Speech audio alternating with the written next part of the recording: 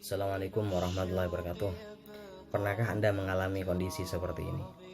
Saya tidak mau memaafkan karena dia sudah memfitnah saya. Saya tidak mau memaafkan karena dia sudah mengkhianati dan mengecewakan saya. Saya tidak mau memaafkan karena dia sudah selingkuh dan menyakiti saya. Saya tidak mau memaafkan karena dia sudah menipu saya. Saya tidak mau memaafkan karena kesalahan dia sudah sangat terlalu besar. Pasti pernah. Kita ini kadang susah memaafkan karena merasa orang yang berbuat buruk kepada kita terlalu besar salahnya, sehingga kita merasa semua kesalahannya tidak layak untuk dimaafkan. Sangat tidak mungkin untuk dimaafkan karena ego kita yang terus dibesarkan sehingga susah untuk memaafkan. Dengan begitu kita sudah menunjukkan bahwa diri kita benar-benar egois kepada diri kita sendiri. Bahkan dengan bersikap begitu kita sudah menzolimi diri kita sendiri. Kenapa bisa begitu? Jadi gini, orang yang tidak memaafkan berarti sedang menyimpan hormon noradrenalin. Hormon ini sangat berbahaya untuk kesehatan fisik kita. Semakin banyak menyimpan rasa marah, dendam, kesal, dan lainnya, maka hormon ini akan semakin menyebar ke seluruh tubuh kita. Alhasil bisa menjadi penyakit yang menjadikan kesehatan fisik menjadi terganggu. Betapa banyak orang-orang yang sakit fisiknya karena susah sekali untuk memaafkan. Saya sendiri pernah merasakan. Sewaktu saya sangat marah sekali, bahkan ada dendam kepada teman saya yang waktu itu menjadi partner bisnis saya mengkhianati kerjasama bisnis yang sudah disepakati bersama.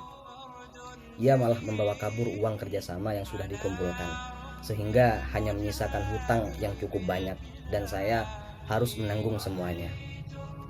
Dan saya juga pernah marah dan sakit hati sekali kepada orang tua seorang wanita yang pernah dekat dengan saya, bahkan sampai bertahun-tahun.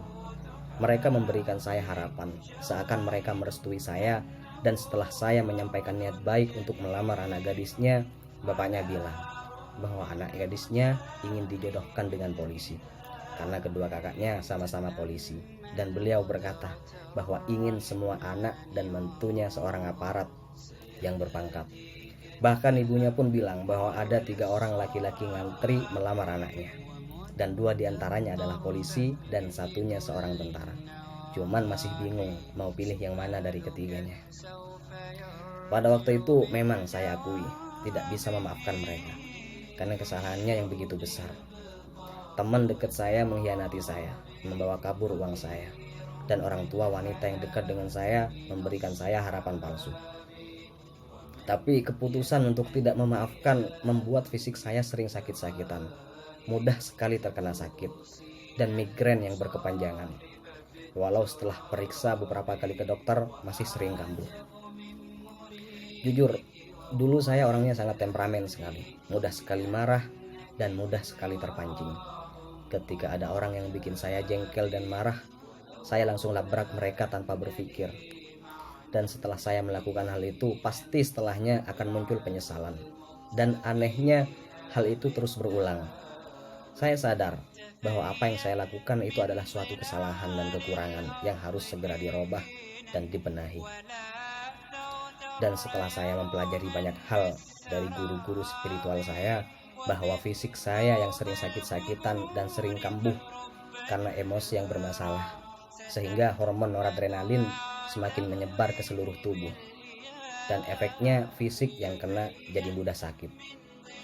Dan saya akui, memang waktu itu kondisinya tidak memaafkan teman partner bisnis saya itu dan orang tua wanita yang saya ceritakan tadi. Dan solusinya saya harus memaafkan mereka, walaupun sangat sulit sekali. Guru saya menyuruh saya untuk meningkatkan ketaatan kepada Allah dan menyuruh saya untuk memperbanyak ngaji. Hingga suatu hari saat saya mendawamkan diri membaca Al-Quran, bertemulah pada ayat wal ya'fu wal yasfahu ala tuhibbuna ayyaghfirallahu lakum wallahu ghafurur rahim. Dan hendaklah mereka memaafkan dan berlapang dada. Apakah kamu tidak suka bahwa Allah mengampunimu, dan Allah Maha Pengampun lagi Maha Penyayang. Quran Surah An-Nur ayat 22. Ayat itu sangat jelas Allah mengingatkan kita untuk memaafkan semua kesalahan orang lain, bahkan kalau kesalahan yang terberat sekalipun. Kata Allah, kalau kita masih menginginkan maafnya Allah, maka maafkanlah. Bukankah tujuan hidup kita menginginkan ridha Allah, menginginkan semua dosa kita diampuni semua? Ayo, dari sekarang maafkanlah untuk kesehatan fisik Anda, maafkanlah untuk kebahagiaan hati Anda, maafkanlah untuk kedamaian hati Anda, maafkanlah untuk ketenangan hati Anda, maafkanlah demi meraih sukses Anda, dan maafkanlah demi ampunan dari Sang Maha Pemaaf. Kita ini banyak sekali dosa yang sudah diperbuat. Model seperti kita sangat-sangat banyak sekali maksiat yang sudah dilakukan.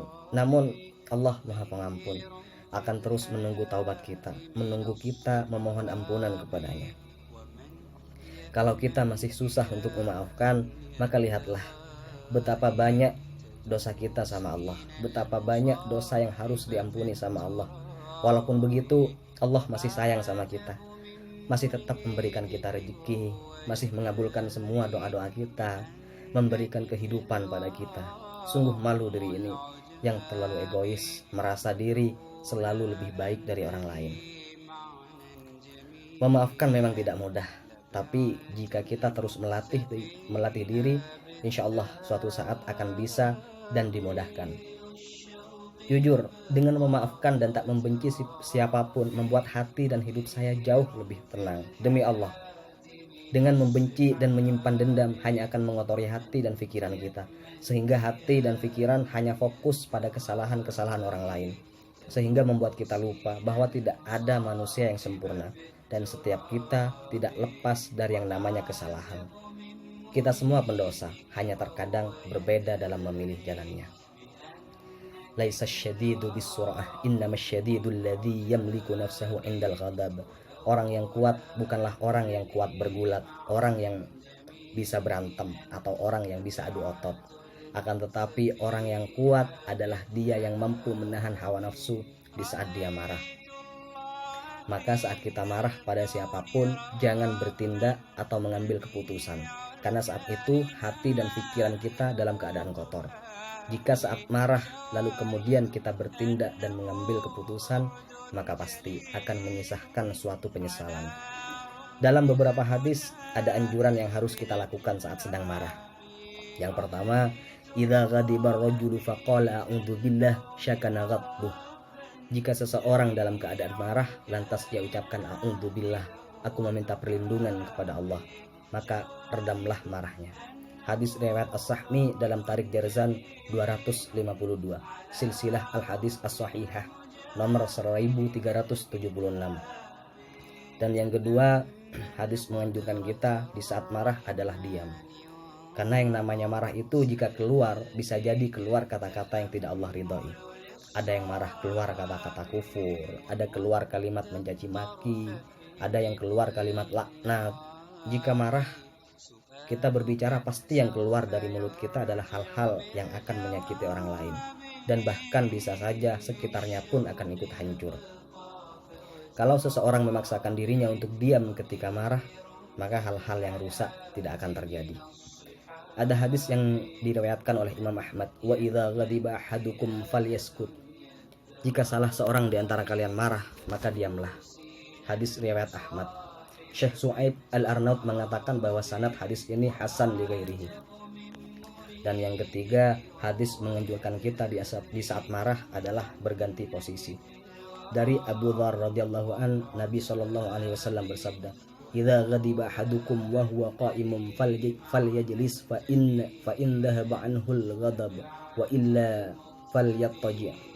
Bila salah satu di antara kalian marah saat berdiri, maka duduklah. Jika marahnya telah hilang, maka sudah cukup. Namun jika tidak lenyap pula, maka berbaringlah. Hadis riwayat Abu Daud nomor 4782. Al-Hafiz Abu Thahir mengatakan bahwa hadis ini sahih.